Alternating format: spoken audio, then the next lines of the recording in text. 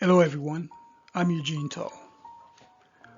Over the past 20 years, while working as an epidemiologist, I've conducted research studies in various locations to better understand the relationship between certain stressors and the risk of developing stress-related diseases. In addition, I've searched for ways of translating the knowledge gained from these investigations into practical things people can do to become more resistant to the harmful health effects of stress. I created this channel to share with you my insight on how working in a garden can promote behaviors that will allow you to cope more effectively, lower your risk of stress-related disease, and become more resilient.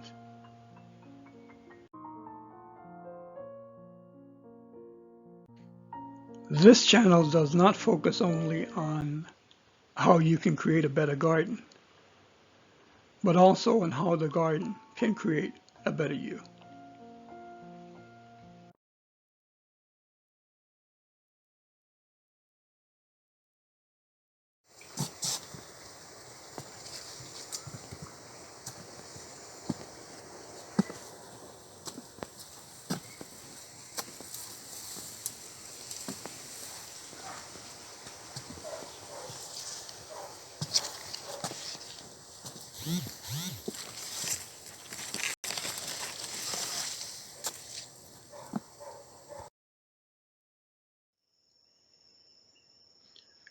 Having a pathway that takes you through the garden is an essential component of any tropical garden. No matter how large or small your garden area, you should have a walking path. Walking pathways serve as a personal tour guide to the various parts of the garden. They frame the beds for the plants and give the appearance of a well-organized space. Many types of materials can be used to make garden pathways. Wood, gravel, and stone pavers are common choices.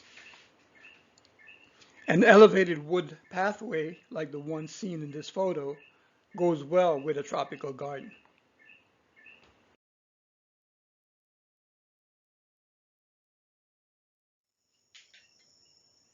To construct the elevated wood walkway, I first put wood blocking fabric in the walking space, then used 3 pieces of 2x4 pressure-treated wood as the base, and then used fencing timber for the top.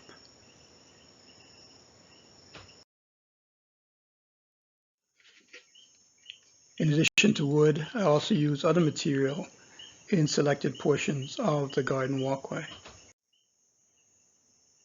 I used gravel, tile,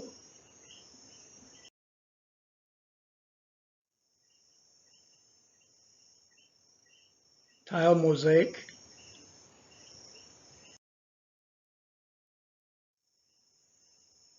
and brick.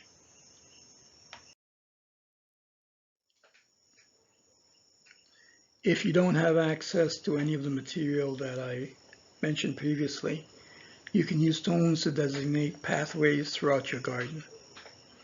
In this photo of my garden, prior to it being damaged by Hurricane Maria in 2017, the pathways were outlined with stones painted white.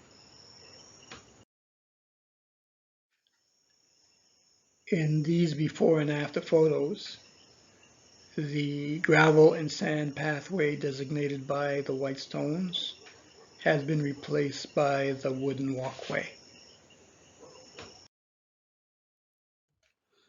So I've showed you the strategies that I use to develop the pathway in my tropical garden.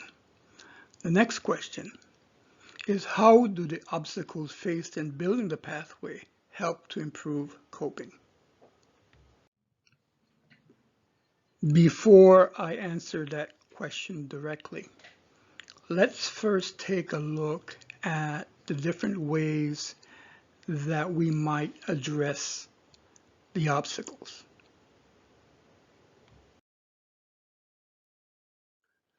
There are two ways of addressing obstacles to the pathway, or in other words, two ways of coping with the problems that the obstacles present. One way of coping is to develop a solution to move past the obstacle, or get around the obstacle, get over the obstacle. A second way of coping is to simply give up trying to get past the obstacle and take another route.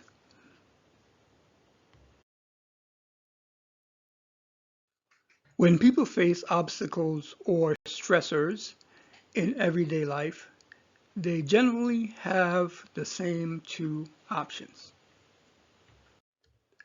If a person chooses to develop a solution to address the stressor, that's called adaptive coping.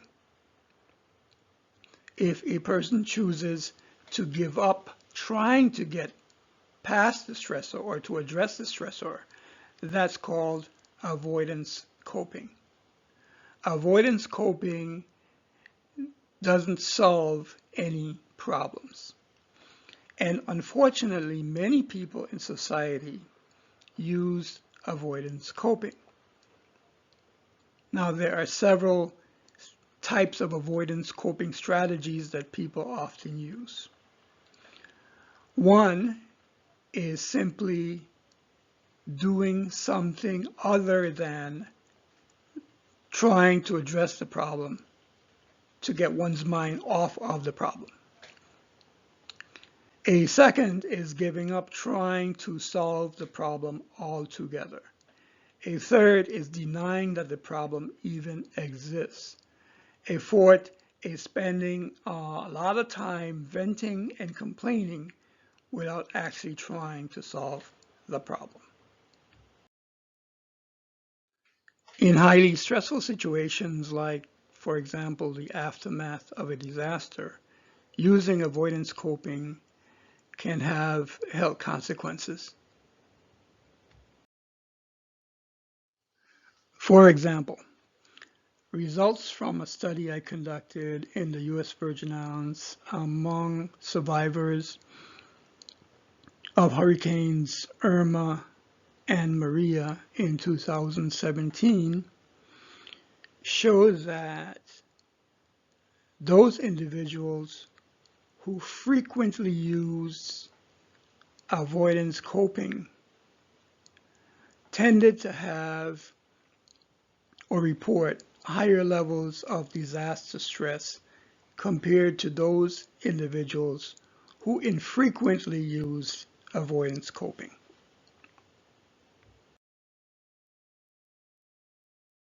In the same study, persons who reported higher levels of disaster stress had a greater abdominal skin fold measurement.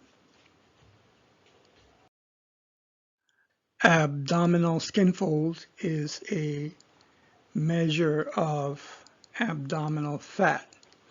And the more abdominal fat you have, the greater your risk for developing diseases like diabetes, hypertension, and heart disease.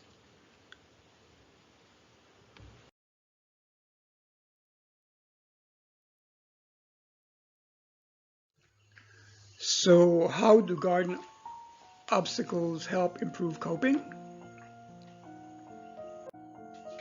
So for individuals who have a tendency to use avoidance coping, garden obstacles provide an opportunity for them to practice coping strategies that can lead to solutions. The garden itself provides an environment that allows for trial and error. And the garden provides an environment that is free from the judgment of others.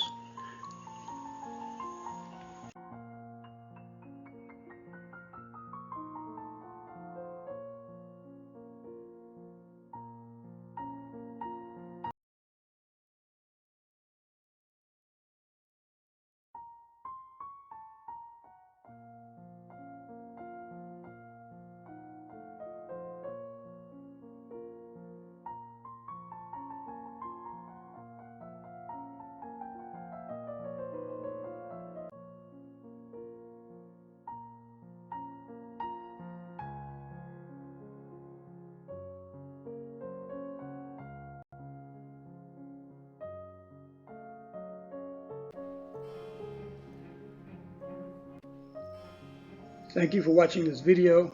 Don't forget to subscribe and click the like button.